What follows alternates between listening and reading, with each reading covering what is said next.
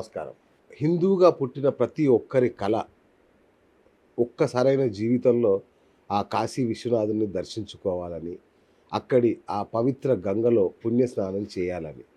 అయితే ఎంత డబ్బున్నా, ఎంత పరపతి ఉన్నా, ఎంత అవకాశం ఉన్నా, ఎంత వీలున్నా కూడా ఆ పరమశివుడి పిలుపు లేనిదే, ప్రాప్తం లేనిదే కాశీ గడప కూడా తొక్కలేమనేది మనందరికీ తెలిసిందే. ఇప్పుడు మరి మీకోసం సాక్షాత్తు ఆ పరమశివుడి పిలుపే అనుకోండి, నా రూపంలో వచ్చిందనుకోండి. 9 రోజుల పాటు ఒక ప్రముఖ గురువు ద్వారా ఆయన సమక్షంలో ఆయన చెయ్యి పట్టుకొని 9 రోజుల పాటు మీరు కాశీ యాత్ర చేసే అద్భుతమైన అవకాశం మీకోసం తీసుకొచ్చాను.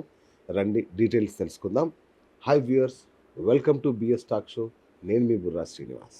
మరి ఆ గురువుగారు ఎవరో కాదు, మనందరికీ చిరపరిచితులు, సుప్రసిద్ధ సిద్ధాంతి, ప్రవచనకారుడు, అలాగే జ్యోతిష్య తపస్వి, బ్రహ్మశ్రీ డాక్టర్ నిట్టెల ఫణిభాస్కర్ శర్మ గారు. ఎస్, ఆయనతో కలిసి ఆయన అడుగులో అడుగు వేస్తూ కాశీలోని దాదాపు 26 పవిత్ర క్షేత్రాల్ని, మనకు తెలిసిందేంటి కాశీ అనగానే ఆ విశ్వనాథుడు, ఆ గంగా హారతి. కానీ అలా కాదు, కాశీలోని 26 ప్రముఖ క్షేత్రాల్ని, దేవాలయాల్ని దర్శించుకుంటూ, అట్లాగే ఆ యొక్క శివపురాణం వింటూ, ప్రతిరోజు ప్రవచనం వింటూ 9 రోజుల పాటు గడిపే మహత్తర అవకాశం ఇది. మరి ఆల్రెడీ చాలామంది బుక్ చేసుకున్నారు. చివరి దశకొచ్చింది. ఎందుకంటే ఏప్రిల్ 4వ తేదీన హైదరాబాద్ నుంచి ఈ యాత్ర ప్రారంభం కాబోతుంది.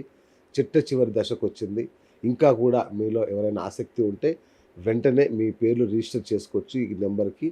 మరి చాలామందికి ఇంకా సందేహం, గురువుగారితో ఎలా వెళ్తాం కదా, ఏం చేస్తాం అక్కడ, ఎలా ఉంటుంది యాత్ర విశేషాలని ఒక సందేహం ఉంటుంది కదా. సో వాళ్ళ కోసమే ఈ చివరి పిలుపు అనుకోండి. అంటే ఈ యాత్ర ప్రారంభానికి ముందు ఫైనల్‌గా ఒక్కసారి గురువుగారి నోటి వెంటనే ఆ వివరాలను విందాం. గురుగారు నమస్కారం. నమస్కారం అండి. సో ఎలా ఉన్నారు గురుగారు? బాగున్నానండి. మీరెలా అద్భుతం, ఉన్నారు? అద్భుతం గురుగారు. మీ దయ.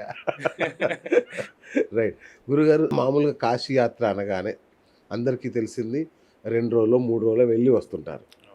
ఎందుకు 9 రోజులు వెళ్ళాలి? ఎందుకు 9 రోజులు అక్కడ ఉండాలి? అవునా? ఇది చాలామందికి తెలియనటువంటి విషయము. కాశీక్షేత్రం అనేటువంటిది బ్రహ్మగారి యొక్క సృష్టి కాదు. కాశీక్షేత్రము సాక్షాత్తు పరమశివుడు నిర్మించుకున్నటువంటి ఆనంద కాననము అంటారు. అంటే దాని పేరు ఆనందవనము. ఓహో. పరమశివుడు సాక్షాత్తు పార్వతీదేవితోటి విహరిస్తూ ఉండడానికి ఆయన ఎంతో ఉప్పొంగిపోతూ నడుస్తూ ఉండేటువంటి క్షేత్రం అది కాశీక్షేత్రం. అంటే ఆయన బ్రహ్మగారు కూడా ఈర్ష్యను పొందినటువంటి క్షేత్రం. అంటే నా సృష్టి గొప్పదా, కాశీ గొప్పదా అని చెప్పి ఒకసారి, ఇందాక మనం గతంలో కూడా ఒకసారి చెప్పుకున్న, ఒక త్రాసు తీసుకుని ఆయన చూస్తే ఆ కాశీ క్షేత్రం యొక్క బరువుకి ఈ మిగతా ఈ స్వర్గము లేకపోతే ఈ భువనాలు ఇవన్నీ కూడా పైకి వెళ్ళిపోయి ఇంక పైనే ఉండిపోయినటువంటి పరిస్థితి. అంటే అంత బరువు ఉన్నటువంటి, అంత గొప్పదైనటువంటి క్షేత్రం. నిన్న ఇక్కడే జాతకం చెప్తూ ఉంటే ఒక ఆయన, మేము కాశీ వెళ్ళామండి, కాశీలో ఈ రుణ విమోచనేశ్వరుడు లేకపోతే మీరు చెప్పిన వీడియోలు అవన్నీ చూసాం, అవి ఎక్కడ ఉంటాయండి అని అడిగారు. అడిగితే ఓంకారేశ్వరుడు గుడి పక్కన ఉంటుందండి అని చెప్పాను. కాశీలో ఓంకారేశ్వరుడు ఉంటారా అని అడిగాను. అంటే కాశీలో 12 జ్యోతిర్లింగాలు ఉంటాయి. కాశీ క్షేత్రమందు నవదుర్గల యొక్క క్షేత్రాలు ఉంటాయి, అష్టభైరవుని యొక్క క్షేత్రాలు ఉంటాయి. అంటే ఇలా కాశీలో మనకి తెలియనటువంటివి చాలా గొప్ప విషయాలు ఉన్నాయి.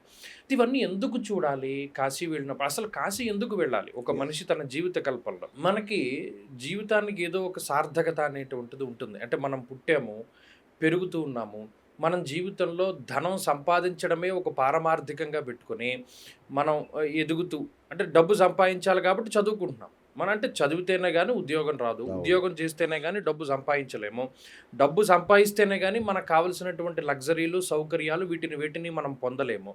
అంటే ఆ సౌకర్యాలు లేకపోతే ఆ సుఖం అనేటువంటిది మనం పొందితేనే ఈ జీవితానికి సార్థకత అంటే కాదు. నిజానికి పరమశివుడు ఈ శరీరాన్ని ఇచ్చినటువంటిది ఆయన్ని చేరుకోవడానికి. అంటే కాశ్యాంతు మరణాన్ముక్తి అంటారు కదా. కాశీకి వెళితే ఏమవుతుంది అంటే, మన పూర్వజన్మల్లో చేసినటువంటి పాపపు కర్మల్ని దగ్ధం చేసుకోగలిగేటువంటి అవకాశం ఉంటుంది. మీరు గమనించండి, మన ఈ కర్మలు అనేటువంటి వాటిని దగ్ధం చేయగలిగేటువంటి శక్తి, కర్మ బీజాలను సైతం దగ్ధం చేయగలిగేటువంటి శక్తి పరమశివుడికే ఉన్నది. భవుడు అనేటువంటి పేరు, భవాయ దేవాయ నమః అంటే శర్వాయ దేవాయ నమః. ఇలా మనం నమక జమకాల్లో భగవంతుడిని కీర్తిస్తూ ఉంటాం. భవుడు అంటే పుట్టుకకు కారణమైనటువంటి వాడు. అందులోనూ ఈ సంవత్సరం పేరు కూడా మీరు గమనించండి, పరాభవ నామ సంవత్సరం. అందులో పరాశక్తి ఉన్నది, భవుడు ఉన్నాడు. నేను ఇది విన్నానండి. ఎవరో రాశారు కామెంట్లో, పరాభవం అంటే అవమానం కాదు, పరాభవ చాలా గొప్పదని అర్థం. నిజమేనా? నిజమే. నేను మొన్న ప్రొద్దుటూరులో పంచాంగ శ్రవణం చేసి అక్కడ ప్రవచనం చెప్పినప్పుడు కూడా పరాభవము అంటే కేవలం ఓడిపోవడం అనే ఇది కాదు, కానీ దాంట్లో ఏం చెప్పాడు, పరాభవాబ్దే రాజానహ ప్రాప్నువంతి పరాభవం. అందులో ఎవరికి పరాభవం కలుగుతుంది అన్నది చెప్పాడు. కానీ ఇంకా భవుడు, ఇప్పుడు ఉదాహరణకి శరవణ భవ. భవ అంటే పుట్టుకకు కారణమైనటువంటిది. శరవణ తటాకం నుండి పుట్టాడు కాబట్టి శరవణ భవ అంటే సుబ్రహ్మణ్యుడు. అలా పరా ప్రత్యక్షితి రూప పశ్యంతి పరదేవత అన్నారు. అక్కడ పరదేవతలు పరా అంటే ఎవరు, అమ్మవారికి సంబంధించినటువంటి, అంటే ఈ రెండు కలిపినటువంటిది ఈ సంవత్సరం.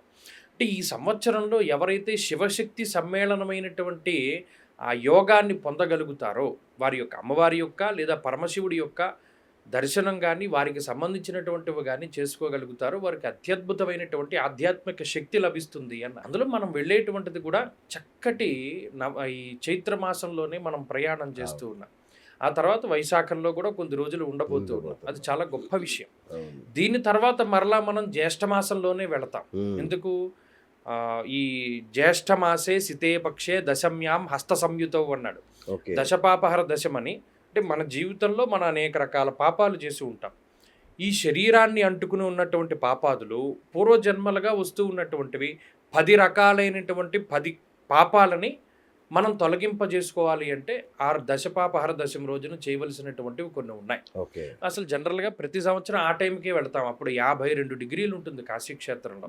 అంటే మామూలుగా ఇలా పడవ మీద వెళుతూ ఉంటే 12ంటికి మణికర్ణిక ఘాట్లో భయంకరమైన వేడి పెనం దగ్గర కూర్చుంటే ఎలా ఉంటుంది మొహం, అంత ఎలా ఉంటుంది. కానీ ఆ సమయంలో వెళ్ళి 12 గంటలు ఆ ప్రాంతంలో మనం మణికర్ణిక ఘాట్లో స్నానం చేసినా, లేదు ఆ రోజున దశపాపహర దశమ రోజున దశాశ్వమేధ ఘాట్లో మనం చెప్పుకోదగినటువంటి కొన్ని కర్మలు చేస్తే అంటే మానసిక, వాచక, కాయక దోషాదులు ఇటువంటి వాటి నుండి 10 రకాలైనటువంటివి, అలాంటివి 10 జన్మల్లో చేసినటువంటివి అలా పోతాయి అన్నాడు. ఎలా పోతాయి, ఒక దూది మీద అగ్గిపుల్ల కాల్చి వేస్తే ఎలా దగ్ధమైపోతుందో అలా దగ్ధమైపోతుంది. అంటే అంత క్షేత్రం కాశీ క్షేత్రం. మనం కాశీ ఎందుకు వెళ్ళాలి అంటే, ఇప్పుడు మిగతా పుణ్యక్షేత్రాలు కొంతమంది చేయగలుగుతారు, ఆ దర్శనం చేయలేకపోతే 9 రోజులు ఎందుకు ఉండాలి? ఈ 9 రోజులు అనేటువంటి సంఖ్య నిజానికి ఎందుకు వచ్చింది అంటే, ఒక మనిషి గర్భవాసం ఎన్ని రోజులు చేస్తాడు అంటే 9 మాసాలు. ఈ 9 మాసాలు కూడా కాశీక్షేత్రంలో ఉండాలి అని చెప్పారు. ఈ నవమాసాలు గనక కాశీలో ఉంటే దాన్ని ఒక రకమైనటువంటి వాసంగా పిలుస్తారు. అది ఉండాలి. జనరల్గా చాలా మంది అక్కడ ఇల్లు తీసుకుని ఉండేటువంటి వారు ఉన్నారు. ఈ కాశీవాసం చేసేటువంటి వారు కూడా ఈ పంచక్రోశ యాత్ర అనేటువంటిది చేస్తారు. అంటే కాశీ ఎంత విస్తీర్ణంలో ఉంటుంది అంటే 5 క్రోసుల విస్తీర్ణంలో ఉంటుంది. ఈ 5 క్రోసుల లోపే ఉండాలి ఆ 9 నెలల 9 రోజుల కాలం పాటు. ఉన్నవాడికి జీవితానికి ఒక సార్థకత ఏర్పడుతుంది, వాడికి ముక్తి వస్తుంది అనేటువంటిది శాస్త్రంలో ఉన్నటువంటి మాట. కాబట్టి అలా ఉంటున్నారు. మనకు అంత సమయం లేదు. మనం 9 నెలల 9 రోజులు మనం ఉండాలి అంటే మనకు సంపాదన ఎలా వస్తుంది, మనం ఎలా పోషించుకుంటాం, పిల్లలకి చదువులు ఎలా వస్తాయి. అందుకని మన వాళ్ళు ఏం చేశారు, 9 అన్న సంఖ్యను పట్టుకుని 9 రోజులు ఉందాము అని అనుకున్నారు. 9 రాత్రులు 9 పగళ్ళు ఉన్నా కూడా సరే, ఇంకా మనం చేసేది అదే కదా. ఇది చేసిన అసలు నిజానికి అదేదో సినిమాలో నేను ఒక్కసారి చెప్తే 100 సార్లు చెప్పినట్టు అన్నట్టు, కాశీలో ఒక్క రోజు ఉంటే 365 రోజులు ఉన్న ఫలితం వేసేటువంటి రోజులు కొన్ని ఉన్నాయి. ఇప్పుడు మనం వెళ్ళేటువంటి కాలంలో మీరు కాశీలో ఒక్కడికి అన్నం పెడితే కొన్ని వేల రెట్ల ఫలితాన్ని ఇస్తాడు. అందులోనూ మరి భగవంతుడు కనుక అనుకూలిస్తే మేము ఏమనుకుంటున్నాం అంటే, కాశీ క్షేత్రంలో అంటే గమనే కృషి వాణిజ్యే తటాకే ధన నిక్షిపే శివలింగ ప్రతిష్ఠాయాం ధ్రువకంచ యథాక్రమం అన్నారు. సాధారణంగా ముహూర్తాలు వేరు. మనం గమనం అంటే ప్రయాణం చేయడానికి, కృషి అంటే వ్యవసాయాన్ని ప్రారంభించడానికి, వాణిజ్యము అంటే వ్యాపారాన్ని ప్రారంభించడానికి, తటాకము అంటే చెరువులను తవ్వడానికి, ధన నిక్షిపే డబ్బును దాచుకోవడానికి. చాలామంది దాచుకున్న డబ్బులు పోతాయి, లేదు దాచుకున్న డబ్బులను తిరిగి వాళ్ళు పొందలేకపోతారు. ధన నిక్షిపే శివలింగ ప్రతిష్ఠాయాం, శివలింగాన్ని ప్రతిష్ఠ చేయడానికి వేరే రకమైనటువంటి ముహూర్తాలు ఉంటాయి. ధ్రువకంచ యథాక్రమం, ధ్రువకంచేత రహితం చేయమన్నాడు. అంటే పంచాంగంలో పంచకరహితం అనేటువంటిది ఒకటి ఉంటుంది. ఓకే. దాని ఆ పద్ధతిలో కాకుండా ధ్రువకం చేత రహితం చేయమన్నాడు. ధ్రువకం అంటే ఏంటి? శృతిర్బాణ ఋతు పంచవేద త్రీణీ ద్విచంద్రమా అని దానికి ప్రత్యేకమైన శ్లోకం చెప్పి దీని చేత రహితమైతేనే ఈ పని చేయగలుగుతాం. అలా మనం కాశీక్షేత్రంలో సాధ్యమైతే, మరి భగవంతుడి అనుగ్రహం ఉంటే, ఒక జంట సర్పముల విగ్రహాన్ని, ఒక శివలింగాన్ని కూడా అక్కడ మనం ప్రతిష్ఠ చెయ్యాలి అనేటువంటి ఆలోచనలో ఉన్నాం. అది అదే చెప్పాను, ఇప్పటివరకు చాలామంది కాశీక్షేత్రానికి మనతో పాటు వస్తున్నటువంటి మాట తెలుసును. వాళ్ళందరికీ కూడా అందులో పాల్గొనేటువంటి అవకాశాన్ని ఇస్తూ, ఏదో ఒక మంచి రోజున పలానా సంవత్సరంలో ఇక్కడ శివలింగాన్ని, అది ఏమవుతుంది అంటే జన్మరాహిత్యం. మన పూర్వీకులు ఎవడు చేశాడో మనకి తెలియదు, రాబోయే తరాల్లో ఎవడు చేస్తాడో మనకి తెలియదు. కాబట్టి ఆ కాశీ పండిట్లని మనం మాట్లాడుకుని వీలున్న రోజుల్లో ఈ జంట సర్పాల విగ్రహం ఎందుకు పెడతారు? కాలసర్ప దోషాలు, కుజదోషాలు, సర్పదోషాలు, సర్పశాపాలు. ఎవడో పావుని చంపేసి ఉంటాడు, వాళ్ళ పిల్లలకి ఎవరికి పెళ్ళిళ్ళు అవ్వవు, లేదా ఎదుగుదల ఉండదు, సంతానానికి ఎదుగుదల ఉండదు, సంతాన పురోగతి, వంశాభివృద్ధి ఉండదు. అటువంటి వాడు నాగబంధనం ప్రతిష్ఠ చేస్తాడు. శివలింగాన్ని ప్రతిష్ఠ చేయడం అంటే చాలా గొప్ప విషయం. అది లగ్నేశే యది కేంద్రకోణ సగితే మిత్రాలయే స్వచ్ఛభే జాతకీర్తియుతో అజకర్కి మృగకీట స్వస్థభే లగ్నగే జీవేశ్చేద్యది సంస్థితస్య గురుతే ఆరామ సంస్థాపనం దేవాగార తటాక శిల్పరచనాం పూజ్యస్థ భూమి తలే అన్నాడు. అంటే ఎవడో మహానుభావుడు జాతకంలో అలాంటి పరిస్థితులు ఉన్నవాడు తప్పితే గుళ్ళవి కట్టలేడు. మన దగ్గర ఎన్ని కోట్లున్నా ఒక ₹1,00,000 పెట్టి మనం గుడి కట్టలేము, ఎందుకంటే వాడు జాతకంలో ఉండాలి. అలాంటిది కాశీక్షేత్రంలో ఒక లింగాన్ని మనం ప్రతిష్ఠ చేస్తే, అన్ని లింగాలున్నాయి, ఎన్ని కోట్ల లింగాలున్నాయో అందులో మనదొక లింగం కింద ఉండి, కాశీకి కొన్ని లక్షల మంది వెళుతూ ఉంటారు. వెళ్ళిన వాళ్ళల్లా ఓ చెంబుడు నీళ్లు తీసుకుని ఆ లింగం మీద పోస్తారు, లేదా ఆ సర్పాల మీద పోస్తారు. అది మన జీవితము, మన వంశము తరించిపోయేటువంటి అవకాశాలు. ఇది ప్రతిసారి మనం కాశీ వెళ్ళినప్పుడల్లా చేసే అవకాశం మనకి దొరకకపోవచ్చు. ఇప్పుడు మనం చైత్రమాసంలో వెళుతున్నాం, వసంత ఋతువులో వెళుతున్నాం. ఈ చైత్రమాసంలో గనక మనం ప్రతిష్ఠ చేయగలిగితే అది చాలా గొప్ప విషయంగా ఉంటుందని ఈ పరాభవనామ సంవత్సరంలో మేము దీనికి తగ్గ ఏర్పాట్లు కూడా చేస్తూ ఉన్నాం. అది భగవంతుడు గనక అనుగ్రహిస్తే చక్కగా శుద్ధ స్ఫటిక లింగాన్ని కాశీక్షేత్రంలో ప్రతిష్ఠ చేయాలి అనేటువంటిది కోరిక.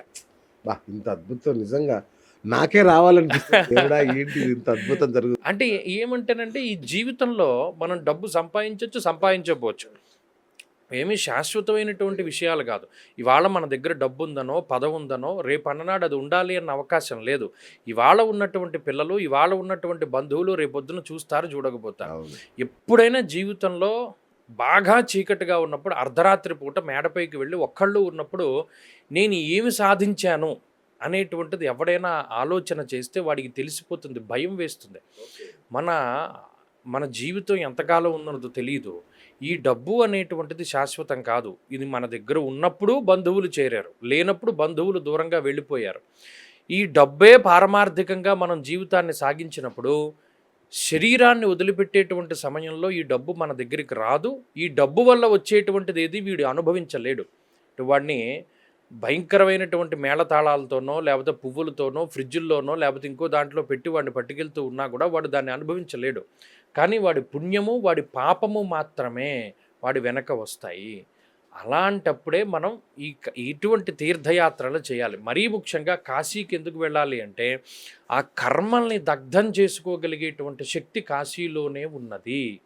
ఆ కర్మల్ని దగ్ధం చేయగలిగేటువంటి శక్తి పరమశివుడికి మాత్రమే ఉన్నది.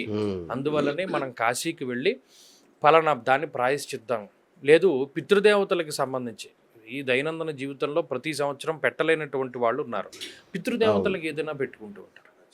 లేకపోతే కాశీలోకి వచ్చి ఒక చెంబుడు నీళ్లు పోస్తే సరిపోతుంది. వాడు ఎన్ని జన్మలు, కాశీలో ఉన్నటువంటి వాడి పాపపుణ్యాలు చిత్రగుప్తుడు సైతం రాయలేడు. కాశీలో అన్ని శవాలు ఉన్నా కూడా ఒక గ్రద్ద కూడా కాశీలో తిరగదు, ఒక్క కాకి కాశీలో కనబడదు, దుర్గంధం అనేటువంటిది కాశీలో ఉండదు. కాశీ అంతా రోడ్ల మీద అలా చెత్తగుప్పలు ఉన్నా కూడా వాసన రాదు. ఇరుకిరుకులు సందుల్లోనూ రోడ్ల మీదే అన్ని చెత్త చెదారాలు పడవేసిన కాశీలో ఆ చెత్త స్మెల్ కూడా రాదు. ఒక కాకి కనబడదు, ఒక గ్రద్ద కనబడదు కాశీలో. అంత విశేషమైనటువంటి ప్రాంతం అది. ఎంతోమంది అండ్ గురుగారు మామూలుగా కాశీయాత్ర అనగానే మాకు తెలిసింది విశ్వనాథుని దర్శించుకోవడం, గంగా హారతి చూడడం, వచ్చేయడం. మీరు ఒక 26 విశిష్టమైన ప్రాంతాలున్నాయి కాశీలో అని అవన్నీ చూద్దామని చెప్తున్నారు. ఆ. ఏంట అన్నున్నాయా? ఆ, మనకి మొట్టమొదటి ఇంటర్వ్యూలో మనం చెప్పుకున్నాం, విశ్వేశం మాధవం డుంఢిం దండపాణించ భైరవం వందే కాశీం గుహాం గంగాం భవానీం మణికర్ణికాం అన్నారు. అంటే విశ్వేశం విశ్వనాథుడు, మాధవుడు అంటే బిందు మాధవుడు, డుండి గణపతి, సాక్షి గణపతి, దండపాణి, భైరవుడు, అష్టభైరవుల్లో ఒక ఆయన. ఓ విశ్వేశం మాధవం దుండిం దండపాణించ భైరవం వందే కాశీం. కాశీం అనేటువంటి ఆ కాశీక్షేత్ర దేవత కూడా కాశీలో ఉంటుంది. గుహాం జైగీషవ్య మహర్షి యొక్క ఆ గుహ, అక్కడే ఉండేటువంటి గంగ, లేదు మన కాశీలో ఉండేటువంటి గంగ. భవానీం అంటే అన్నపూర్ణాదేవి ఆలయంలో ఉండేటువంటి భవానీ దేవత. మణికర్ణికాం, మణికర్ణిక ఎంత గొప్పదని చెప్పారు అంటే, ఎంతోమంది మునులు ఋషులు తపస్సు చేసుకునేటువంటి వారికి మోక్షం అనేటువంటిది కావాలి. ఎన్నో సంవత్సరాలు తపస్సు చేస్తేనే కానీ రాదు. కానీ ఈ మణికర్ణిక ఘాటు యొక్క పాదాల దగ్గర మోక్షలక్ష్మి కూర్చుని ఉంటుంది. ఆవిడ పలానా వాడు వచ్చాడు, స్నానం చేశాడు, వాడికి మోక్షం అంటే ఇచ్చేస్తుంది. అంత మోక్షలక్ష్మి ఆవిడ పాదాల దగ్గరే ఉంటుంది అన్నారు. అటువంటి మణికర్ణిక. ఇవి కాక ఇందాక మనం చెప్పుకున్నట్టు ఈ నిజానికి ద్వాదశాదిత్య క్షేత్రాలు, అష్టభైరవుల యొక్క క్షేత్రాలు, అలాగే నవదుర్గల యొక్క క్షేత్రాలు, నవగ్రహాలకి సంబంధించిన క్షేత్రాలు, అలాగే ద్వాదశ జ్యోతిర్లింగాలకి సంబంధించిన క్షేత్రాలు, ఇంకా 56 ఆవరణ గణపతులు ఉండేటువంటి క్షేత్రాలు కూడా ఉన్నాయి. అందులో కేదార్ ఘాట్ దగ్గరలో చింతామణి గణపతి అనేటువంటి ఒక గణపతి ఉంటారు. చింతామణి గణపతి యొక్క దర్శనం చేసినంత మాత్రం చేతనే ఆయన మనం ఏదనుకుంటే అది ఇవ్వగలిగేటువంటి శక్తిని కలిగి ఉంటారు. అలాగే సాంబాదిత్యుడు అనేటువంటి ఒక ఆయన, అంటే ద్వాదశాదిత్యులో ఒక ఆదిత్యుడు. స్కిన్ ప్రాబ్లమ్స్ ఉంటాయి చాలామందికి. శ్రీకృష్ణుడి యొక్క కుమారుడు సాంబుడు, ఆయనకి కుష్ఠవ్యాధి వస్తుంది ఒక కారణం చేత. ఆ కుష్ఠవ్యాధి పోవడానికి కాశీక్షేత్రానికి వచ్చి ఆదిత్యుడిని ప్రసన్నం చేసుకోవడానికి లింగాన్ని ప్రతిష్ఠ చేసి ఆ లింగానికి, ఆ విగ్రహానికి ఆయన అభిషేకం చేస్తాడు. మీరు ఆ విగ్రహం చూస్తే ఎంత ఆశ్చర్యపోతారో. చుట్టూరా గుర్రాలు కనబడుతూ ఉంటాయి లింగం మీదే. ఆ లింగానికి చుట్టూరా గుర్రాలవి ఉండి, ఎదురుగుండా ఒక కుండ ఉండి అక్కడ అభిషేకం చేసుకోవడానికి అవకాశం ఉంటుంది. అది చాలా గొప్పది. దాన్ని సాంబాదిత్యుడు అన్నారు. అక్కడే ఈ 56 ఆవరణ గణపతుల్లో ఒక గణపతి అయినటువంటి ఆయన విగ్రహం, అక్కడే దేవాలయం కూడా ఉంటుంది. అంటే కందుకేశ్వరుడు. ఒకసారి శివుడు తపస్సు చేసుకుంటూ ఉంటే పార్వతీ అమ్మవారు కూర్చుని ఉంటుంది. అప్పుడు ఎవరో ఇద్దరు రాక్షసులు పైనుండి ఈ తపస్సు భంగం చేద్దామని ప్రయత్నం చేస్తే వారిద్దరిని బంతుల కింద మారుస్తుంది అమ్మవారు. బాల్స్ కింద మార్చి ఆడుకుంటూ ఉంటుంది. వాళ్ళ రాక్షసులు ఇదే అవుతారు. ఆ కందుకము అంటే బంతి. ఏ ప్రాంతంలో అయితే ఆ రాక్షసులను ఎలా చేసిందో అమ్మవారు, అక్కడ కందుకేశ్వరలింగము అని ఆ రాక్షసుల పేరు మీద శివుడు ఆవిర్భవించి ఆయన కందుకేశ్వరలింగము అన్నారు. దీనిలో సంహార భైరవుడి గుడి దగ్గర ఈ కందుకేశ్వరుని దేవాలయం ఉంటుంది. అలాగే జైగీషవ్య మహర్షి, ఇలా కాశీ ఖండంలో ఏవైతే మనకి చెప్పబడి ఉన్నాయో అటువంటి క్షేత్రాలు, అతి పురాతనమైనటువంటి ప్రాంతాలని. అలాగే కపాలమోచన తీర్థం అని ఒక తీర్థం ఉంటుంది. ఇప్పుడు ఉన్నటువంటి గవర్నమెంటు అష్టభైరవులు రాత్రిపూట, ప్రతిరోజు రాత్రిపూట ఒక చోట కూర్చుని మాట్లాడుకుంటూ ఉంటారు. దానికి సంబంధించి గద్దెలు అని ఉంటాయి. 8 మనం ఇలా సీట్లు ఎలా ఉంటాయి, 8 గద్దెలు ఉంటాయి. వాళ్ళందరూ కూడా రాత్రి అక్కడ సమావేశం అవుతారు అష్టభైరవులను. అక్కడే ఆ ప్రాంతంలోనే, ఉదాహరణకి మనకి ఈ బ్రహ్మగారి యొక్క కథ అందరికీ తెలుసును. ఎవరు గొప్ప అనేటువంటి విధానంలో బ్రహ్మగారు మాట్లాడితే ఈ శివుడు ఈ కాలభైరవుని రూపాన్ని ధరించి గోరుతోటి బ్రహ్మగారి యొక్క 5వ ముఖాన్ని తీసేస్తాడు. మరి అది బ్రహ్మహత్యా పాతకం చుట్టుకుంటుంది. ఆ తలకాయ ఈ గోరుకి అతుక్కుపోయి ఉంటుంది ఆయనది, బ్రహ్మగారిది. అప్పుడు చెప్తాడు శివుడు, ఇది బ్రహ్మహత్యా పాతకం కిందే వస్తుంది కాబట్టి ఈ కపాలం ఎక్కడైతే పడిపోతుందో అప్పుడు నీకు బ్రహ్మహత్యా దోషం పోతుంది అంటాడు. ఈ కాలభైరవుడు అన్ని చోట్లకి వెళ్తారు, విష్ణుమూర్తి దగ్గరికి వెళ్తారు, బ్రహ్మగారి దగ్గరికి వెళ్తారు. వీళ్ళందరూ కూడా మాకు ఈ బ్రహ్మహత్యా దోషాన్ని తీయగలిగే శక్తి లేదు అంటే ఆయన అలా తిరుగుతూ కాశీలో అడుగుపెట్టిన వెంటనే ఆ కపాలం పడిపోతుంది బ్రహ్మగారిది. దాన్ని కపాలమోచన తీర్థము అన్నారు. ఆ తీర్థం దగ్గర ఈ అష్టభైరవులు కూర్చుని మాట్లాడుకుంటూ ఉంటారు. అంటే మన ఈ భైరవుడు, కాలభైరవుడు మొట్టమొదటిగా కాశీలో అడుగుపెట్టినటువంటి ప్రాంతం అది. అంటే ఇలాంటివి ఎన్నో ఉన్నాయి కాశీలో.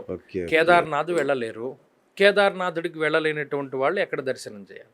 చింతామణి గణపతి ఎక్కడుంటారు? ఇలా ప్రతి రాష్ట్రానికి సంబంధించిన ఘాట్లు ఉన్నాయి. కొత్తగా నరేంద్ర మోదీ గారు అంటే ఇంతమంది చక్రవర్తులు, ఇంతమంది మహారాజులు పరిపాలించినా చేయలేనటువంటి పని ఆయన ఏం చేశాడు అంటే నమో ఘాట్ ఎస్. ఒక ఘాట్ కట్టాడు ఆయన. చాలా గొప్ప విషయం. ఎందుకంటే ఈ కాశీ ఎంత పురాతనమైనటువంటి క్షేత్రమో, ఆయన పేరు మీద ఆ ఘాటు ఎన్ని లక్షల సంవత్సరాలు ఉంటుందో, ఆ ఘాటుకి నమో ఘాట్ అని పేరు పెట్టారు. కాశీలో మనకుండే ఘాట్లన్నింటిలో చివరి ఘాట్గా ఆ ఘాట్ అని చెప్తారు. అక్కడే కేశవాదిత్యుడు అనేటువంటి దేవాలయం, ద్వాదశాదిత్యుల్లో ఒక దేవాలయం, కేశవాదిత్యుని యొక్క దేవాలయం కూడా ఉంటుంది. అంటే ఇవన్నీ కూడా ఏంటి అంటే మనం తిరగగలిగితే, వాటిని అన్నిటినీ అర్చించగలిగితే ఆ పుణ్యం చాలా విశేషంగా వస్తుంది. System super. అండ్ గురుగారు కాశీకి వెళ్ళి ఆ విశ్వనాథుడిని దూరం నుంచి చూస్తేనే జన్మ తరిస్తుంది మామూలుగా. అలాంటిది మీరు ఈ 9 రోజుల్లో వీలైతే ప్రతిరోజు కూడా స్పర్శ దర్శనం కలిగించే భాగ్యం కలిగించారు. ఎట్లా సాధ్యం గురుజీ ఇది? అంటే ఇందులో ప్రతిరోజు స్పర్శ ఉంటుంది, కానీ అక్కడ ఉండేటువంటి రద్దీని బట్టి, మన అనుగ్రహాన్ని బట్టి మనకి అది చాలా మందికి ఏంటి అంటే ఆ విశ్వనాథుడి పేరే తెలుసు. ఆ అక్కడ 3 లింగాలు ఉంటాయి. విశ్వనాథుడు, తారకేశ్వరుని లింగం కూడా ఒకటి ఉంటుంది. అలాగే ఈ 3 లింగాల పేర్లు ఏంటి, అసలు వాటికి అవి ఎందుకు వచ్చాయి, అలాగే అక్కడ ఉన్న మండపాన్ని కుక్కుట మండపం అని అంటారు, దాని విశిష్టత ఏంటి, అక్కడ ఉండే జ్ఞానవాపి తీర్థం ఏంటి, ఇవన్నీ కూడా మనం తెలుసుకోవచ్చును. అలాగే ప్రతిరోజు మరి ఆ స్పర్శ దర్శనం ఉండేటువంటి సమయానికి మనం అక్కడ చేరుకోగలిగితే చక్కగా ముట్టుకుని దర్శనం చేసుకోవచ్చు. తర్వాత ప్రవచనం కాశీఖండం ఏంటి దాని విశేషం? ఎందుకు అక్కడే వినాలి? ఇక్కడ కూడా వినొచ్చు కదా, కాశీలోనే ఎందుకు వినాలి? వినొచ్చు. ఇప్పుడు దీనికి బెస్ట్ ఎగ్జాంపుల్ ఏంటంటే చాలామంది ఆహార ప్రియులు ఉంటూ ఉంటారు. అవును వాళ్ళు శని ఆదివారాలు వస్తే ఇంట్లో తినడానికి ఎక్కువ ఇష్టపడరు. అవును మనం ఏదైనా ఒక రెస్టారెంట్కి వెళ్ళి తినడానికి, మన ఇంట్లో కూర్చొని మనం తినడానికి చాలా వ్యత్యాసం ఉంటుంది. అంటే ఎందుకంటే అందరికీ కనెక్ట్ అవుతుందని ఇది ఎగ్జాంపుల్. అంత బ్రహ్మ నాకు కూడా కనెక్ట్. కాబట్టి ఏమంటే వాళ్ళు కొంతమంది ఆ యాంబియన్స్ ఇష్టపడతారు. నిజంగా అక్కడ భోజనం చేస్తే చాలా మనకి సంతృప్తిగా ఉంటుంది. అలాగే చాలామందికి ఒక సినిమా థియేటర్కి వెళ్ళి చూస్తే ఇష్టపడుతూ ఉంటారు. అంటే ఏ పని ఎక్కడ చేస్తే దానికి సంబంధించినటువంటిది మనకి చాలా తేలిగ్గా అబ్బుతుంది. ఇదే కాశీఖండాన్ని మన ఇంట్లో కూర్చుని చెప్పుకుంటే పలానా ఘాట్ ఇక్కడుంది, పలానా దేవుడు ఇక్కడున్నాడని చెప్తే వాళ్ళకి అర్థం కాదు. అదే మనం ఇవాళ పొద్దున్నే మనం ఈ ప్రవచనం చెప్పుకుని ఇవాళ మధ్యాహ్నం అక్కడికి వెళుతున్నాం మనం. నేను అక్కడికి కాశీ క్షేత్రంలో నాతో వచ్చిన వాళ్ళందరికీ నేను పుస్తకాలు పెన్నులు ఇస్తాను. ఎందుకు ఇస్తాను అంటే ఇవాళ మనం ఏం చూసాం రాసుకోండి, దాని ప్రాముఖ్యత ఏంటి రాసుకోండి. మనం ఇవాళ ఇన్ని చూసామా, ఇవాళ ఉదాహరణకి మనం ఇవాళ పొద్దున్నే ఇక్కడ నుండి బయలుదేరి ఇక్కడ గంగాదిత్యుడి దగ్గరికి వెళ్దాము. గంగాదిత్యుడి పక్కనే పశుపతినాథ దేవాలయం ఉంటుంది, దాని పక్కనే శివుడు దేవాలయం ఉంటుంది. వీటన్నిటికీ వెళ్దామని చెప్తాను, దాని గురించిన విశిష్టత చెప్తాను. చెప్పి మధ్యాహ్నం అక్కడికి వెళ్ళినప్పుడు వాళ్ళని రీకలెక్ట్ చేసుకోమంటాను. మీకు పొద్దున్న చెప్పాను కదమ్మా, పలానా దేవుడు ఇక్కడ ఉండేవాడు, పలానా ఋషి ఇక్కడ ఉండేవాడు. ఇది మనం చూపించామనుకోండి, ఆ పిక్టోరియల్ రిప్రజెంటేషన్ అన్నది వాళ్ళ బ్రెయిన్లో ముద్రపడిపోతుంది. అది మర్చిపోవడానికి ఉండదు. మనం ఇక్కడ ప్రవచనం చెప్తే రెండవ రోజు వాళ్ళు మర్చిపోతారు, దాని పేర్లు అవి వాళ్ళకి గుర్తుండవు. అందుకని ఇదే మనం కాశీలోకి వెళ్ళి మనం ఇవాళ వెళ్ళేది ఇది. వాళ్ళ సారనాథ్ దగ్గరికి వెళుతున్నాం, ఇక్కడ బుద్ధుడు ఉండేవాడు లేదా బుద్ధుడు తాలూకు అవశేషాలు ఇక్కడ పెట్టి స్తూపాన్ని కట్టారు, సారనాథ్లో ఇది విశేషం అని చూపించామనుకోండి, అది వాడి బుర్రలో ఉండిపోతుంది. జీవితంలో ఎప్పుడైనా ఎవరైనా కాశీ ప్రవచనం చెప్తున్నప్పుడు ఇవన్నీ వాడి కళ్ళ ముందు కనబడతాయి. కరెక్ట్. కాబట్టి అది అక్కడికి వెళ్ళి చెప్పుకోవడం అన్నదే చాలా ముఖ్యం. నాకు తెలియక కాదు, మా ప్రేక్షకులు కూడా తెలియాలని అడిగాను. ఎందుకంటే శివుడి సమక్షంలో కాశీ క్షేత్రంలో కాశీఖండం వినడం అనేది ఒక భాగ్యం నిజం చెప్పాలంటే. అట్లాగే గురుగారు, ఇప్పుడు ఈ యాత్రలో మన ఏప్రిల్ 4th స్టార్ట్ అయ్యే యాత్రలో చాలామంది పెద్దవాళ్ళు, వృద్ధులు, కొంచెం రకరకాల చిన్న చిన్న వ్యాధులు ఇట్లా ఉన్న వాళ్ళు, అంటే బీపీ షుగర్లు అలాంటివి ఉన్న వాళ్ళు ఉంటారు కదా. సో వాళ్ళ కోసం ఎట్లాంటి ఏర్పాట్లు ఉంటాయి అక్కడ? అవును, ఇప్పుడు మీకు తెలియదు కాదు, కానీ అక్కడ మనం మీరే ఏర్పాటు చేస్తూ ఉన్నారు చక్కగా. నిజంగా దీనికి చాలా మీకే కృతజ్ఞతలు చెప్పాలి. అది మా మహాభాగ్యం. ఏమంటే ఇప్పుడు ఉదాహరణకి పొద్దున్నే మనం పలహారం పెట్టేస్తాం. ఎందుకు కాశీలో ఎప్పుడైనా మనం ఏదైనా చెయ్యాలంటే ఓపిక ఉండాలి ప్రధానంగా. అందుకని అసలు మన రోజు ఎలా ప్రారంభమవుతుంది అంటే పొద్దున్నే సూర్యోదయం అవుతూ ఉన్నప్పుడే వెళ్ళిపోయి చక్కగా గంగలో స్నానం చేసేసి సంకల్పం చెప్పుకొని శివుడికి అభిషేకం చేసేసుకుని రూమ్కి రాగానే మనకి టిఫిన్ పెట్టేస్తారు. అప్పుడు చాలామంది బీపీ ఉన్నవాళ్ళు, షుగర్లు ఉన్నవాళ్ళు పొద్దున్నే తినేస్తే వాళ్ళు కొద్దిగా ఉండగలుగుతారు. అప్పుడు కొంచెం 9-10 ఆ ప్రాంతంలో ఒక గంట సేపు ఇవాళ మనం ఏం చూడబోతున్నాం, దాని ప్రాశస్త్యం ఏంటి చెప్పుకుని కాసేపు రెస్ట్ తీసుకుని భోజనం చేసేసిన తర్వాత ప్రశాంతంగా 1:30 2ంటికి బయలుదేరుతాం. అప్పటికి ఎండ కొంచెం తగ్గుతుంది. 2ంటికి బయలుదేరి మనం ఒక్కొక్కటి చూసుకుంటూ సాయంత్రానికి వచ్చి అప్పుడు సాయంత్రం మళ్ళా పలహారం చేసి పడుకునేటువంటి విధానం. సో చక్కటి తెలుగు భోజనం. చక్కగా మడిగా వంట ఉండేటువంటి బ్రాహ్మణుల్ని అది వాళ్ళకి సహాయకులను కూడా మనం ఇక్కడ నుండే పట్టుకెళ్తాం. Super super. సో కాబట్టి ఇక్కడ చాలా మంది ఉత్తరాది భోజనం ఏముండదు, అలానే వెల్లుల్లిపాయ ఉల్లిపాయ వాడడం అది ఇటువంటిది ఏముండదు. ఉండదు. మడిగా బ్రాహ్మణుల చేత భోజనం వండిస్తారు. అలాగే అక్కడ అంతా కూడా అంటే మీకు బయట వీళ్ళు తినాలి కానీ ఎవరైనా కావాలనుకుంటే తప్పితే అన్నీ మనమే ఏర్పాటు చేస్తున్నాం. Super super. ఇంకొకటి గురుగారు, అంటే ప్రేక్షకులు కూడా తెలియాలి, జస్ట్ 25,000 అంటున్నారు యాత్ర ఖర్చు. 25,000 మాత్రమే పర్ హెడ్ అని చెప్తున్నారు. ఫ్యామిలీ వస్తే ఒక్కొక్కరికి 20,000 అని కూడా చెప్తున్నారు. ఇంత తక్కువ ఖర్చులో 9 రోజులు ప్రయాణము, వసతి, భోజనము ఎలా సాధ్యం గురుగారు ఇది? అంటే నిజానికి ఇప్పుడు చూడండి మనం అంటే ఇందులో మనం ఏమి లాభాపేక్ష ఎందుకు ఎగ్జాక్ట్లీ ఉంటుంది? అదే కదా. కాశీకి కాశీలో మనం సంపాదించుకోవాలి, కాశీకి వెళుతున్నప్పుడు సంపాదించుకోవాలన్న లాభాపేక్ష ఏమీ ఉండదు. మీరు గమనించండి, థర్డ్ టికెట్లు వాళ్ళకి ఏం తెలియదు అదే కాదు. కదా. రాను పోను 6,000 రూపాయలు టికెట్లకే అవుతుంది. అక్కడ ఇంకా ఎక్కువ అవుతుంది బుక్ చేసుకుని. 7,000 కూడా కావచ్చు. 6,000 7,000 టికెట్లకే అవుతుంది. అక్కడ 1,200 1,300 లేనిదే ఏసీ రూమ్ రాదు. అట్లా ఇక్కడ 10 రోజులు ఉన్నప్పుడు అది 13,000 అవుతుంది. ఇక్కడికి 20,000 రూపాయలు. మళ్ళీ వాళ్ళ భోజనాలు మళ్ళీ వాళ్ళ చేత అభిషేకం. నిజానికి అక్కడ ఏదైనా అభిషేకం చేసుకున్నాం అనుకోండి, అక్కడ ఏమవుతుంది, వాళ్ళకి డబ్బులు విడిగా తీసుకుంటారు. కానీ మనం అవేమి చక్కగా ప్రతిరోజు మేము చేసుకునే అభిషేకంలోనే వాళ్ళని పాలు పంచుకోమని, అక్కడ ఏదైనా వాళ్ళు ఎక్స్ట్రాగా చేసుకుంటే, అంటే ఏదైనా పిండ ప్రదానాదులు లేకపోతే ఇంకోటి ఏదైనా దానాదులు చేసుకుంటే వాళ్ళు చేసుకోవాలి తప్పితే మిగతావన్నీ మనమే చేస్తున్నాం. కాబట్టి ఏంటి అంటే అందులో ఏం లాభాపేక్ష ఎందుకు, మనకి కాశీ క్షేత్రానికి తీసుకువెళ్ళడమే ముఖ్యం. అయితే షాపింగ్ అట్లాగే ఇది మన నమో ఘాట్, అవును, పిహెచ్ ఇవన్నీ కూడా తీసుకెళ్తారు. అన్నీ చూపిస్తాయి. కాశీలో మనం అన్నీ చూడదగినవే. ఆధ్యాత్మిక ఏమో కదా, అక్కడ సంస్కృతి సాంప్రదాయాలు. అక్కడ మనకి వీళ్ళది కూడా టెంపుల్ ఉంది. ఇది ఇస్కాన్ టెంపుల్ ఒకటి ఉన్నది. అది తర్వాత ఈ బిహెచ్యు ఉన్నది, బెనారస్ హిందూ యూనివర్సిటీ ఉన్నది, ఈ నమో ఘాట్ ఒకటి ఉన్నాయి. ఇవి కాక అక్కడ ఫ్యాక్టరీస్ ఎక్కువ ఉంటాయి. బెనారస్ పట్టు చీరలు, సిల్క్ ఫ్యాక్టరీస్ బోల్డ్ అన్న అక్కడ అలాగా రోడ్ల మీద చేసుకోవచ్చు. ఆ రోడ్ల మీద అలా పాడేసి అమ్ముతూ ఉంటారు వాళ్ళు. అక్కడ బాగా ఉండేటువంటిది బ్యాగులు చాలా చవకగా వస్తాయి. 100 రూపాయలకి మన ట్రావెల్ బ్యాగులు ఇచ్చేస్తూ ఉంటారు. మన వాళ్ళందరూ అక్కడికి వెళ్ళి ఇక్కడ నుండి లెస్ లగేజ్గానే వెళతారా, వచ్చేటప్పుడు ఆ బ్యాగులు ఆ చీరలు. మరి ఇక్కడ పట్టు చీర మరి ఎంత నాకు తెలియదు, కానీ అక్కడ హాఫ్ రేట్లకి వాళ్ళు ఒరిజినల్ అమ్ముతూ ఉంటారు. రైట్ గురుగారు. సో యాత్ర ప్రారంభానికి టైం కొద్దిగానే మిగిలింది, సీట్లు కూడా కొన్నే ఉన్నాయి. సో ఇంకా కూడా కొంతమంది చూద్దాం చేద్దాం మరి ఓకే వెళ్దామా అని ఇంకా కొంచెం ఆలోచిస్తూ ఈ లాస్ట్ మినిట్ బ్యాచ్ ఒకటి ఉంటుంది, వాళ్ళు ఒకవేళ బస్సు మిస్ కూడా కావచ్చు, ఈ అంటే యాత్ర అనేదాన్ని మిస్ కూడా ఛాన్స్ ఉంటుంది. సో అలాంటి వాళ్ళకి మీరు ఏం పిలిపిస్తారు? కేవలం ఏమీ లేదండి, ఇది భగవత్ సంకల్పము. ఇందులో ఆలోచించవలసింది భయపడేటువంటిది ఏమీ లేదు. ఈ యాత్రకు రావడం వల్ల మీకు మంచే జరుగుతుంది తప్పితే చెడు ఏమీ జరగదు. మనం ఎన్నో వేల రూపాయలు ఖర్చు పెడుతూ ఉన్నాం. అయితే మన దేశ సంస్కృతి, ఆధ్యాత్మిక సంపద ఇవన్నీ కూడా ఉన్నటువంటి ప్రాంతం కాశీ క్షేత్రం. ఇంకా చాలామందికి అక్కడ కాశీరాజు గారి కోట, వ్యాసకాశీ అనేటువంటివి కూడా ఉన్నాయి. అంటే కాశీరాజు గారు ఇప్పటికీ కాశీరాజు అక్కడికి వస్తాడు. ఇప్పటికీ ఏనుగు మీద అన్ని మాడవీధుల్లోనూ వాళ్ళని తిప్పుతారు. వాళ్ళు కాశీరాజు గారు వాళ్ళ వారసులు అక్కడే ఉన్నారు. అక్కడ వాళ్ళు వాడినటువంటి గన్నులు లేకపోతే కార్లు ఇవన్నీ కూడా ఇప్పుడు అక్కడే ఉన్నాయి. ఆ కోటను కూడా వీళ్ళు చూస్తారు. ఎందుకంటే కాశీ వెళ్ళిన వాళ్ళందరూ వ్యాసకాశీ కంపల్సరీగా చూడాలి. ఆ వ్యాసకాశీ కూడా తీసుకెళ్తారు. అలా మన ఆధ్యాత్మిక సంపద ఏంటి, మహారాష్ట్ర వాళ్ళు లేకపోతే కర్ణాటక వాళ్ళు లేకపోతే మిగతా రాష్ట్రాల వాళ్ళు అక్కడ ఘాట్లు ఎలా కట్టారు, అక్కడ సంస్కృతి ఏమిటి, ఇవన్నీ కూడా మనం అక్కడ తిప్పి చూపిస్తూ ఉంటాం. చాలా విశేషంగా ఉంటుంది. కాబట్టి ఇందులో మనం కోల్పోయేటువంటిది ఏమీ ఉండదు. మన ఆధ్యాత్మిక సంపద ఏంటి, మన శక్తి ఏమిటి, ఇవన్నీ కూడా మనం తెలుసుకునేటువంటి అవకాశం ఉంటుంది. కాబట్టి చాలా ఖర్చు పెడుతూ ఉంటాము. ఈ యాత్రలకు రావడం వల్ల ఏంటి అంటే మంచి తప్పితే చెడేమీ ఉండదు. జీవితం మారేటువంటి అవకాశం ఉంటుంది.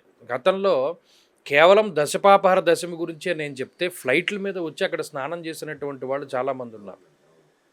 ఈసారి భగవంతుడు అవకాశం వాళ్ళకు కూడా ఇవ్వాలి కదా. అంతే కదా. మనం ఫస్ట్లో అదే అనుకున్నాం. కాశీకి పక్కనే 2 కిలోమీటర్ల దూరంలో ఉండేవాడు కూడా కాశీకి వెళ్ళలేడు. అక్కడ అనుగ్రహం ఉండాలి, భగవంతుడి అనుగ్రహం ఉండాలి. చాలా సంతోషం గురుగారు. Thank you. మరొకసారి ఈ కాశీ యాత్ర గురించి చెప్పినందుకు. సో విన్నారు కదా, గురువుగారు ఇలాంటి గురువుగారి గురించి మీ అందరికీ తెలుసు.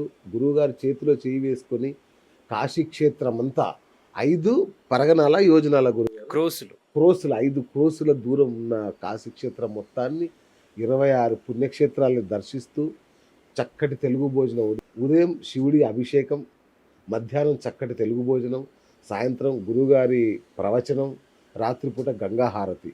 ఇంతకంటే నాకు తెలిసి అద్భుతమైన అవకాశం మరొకటి ఉంటుందని నేను అనుకోను.